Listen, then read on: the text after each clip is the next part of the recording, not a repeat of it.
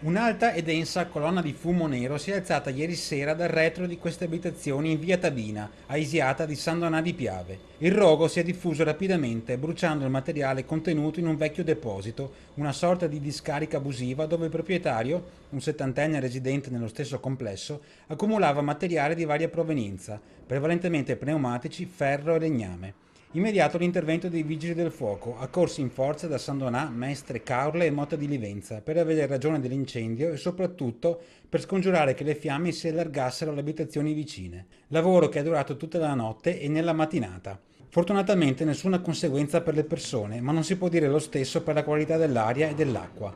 Oggi sul posto i tecnici dell'ARPAF hanno effettuato rilievi anche sui prodotti dei vicini orti.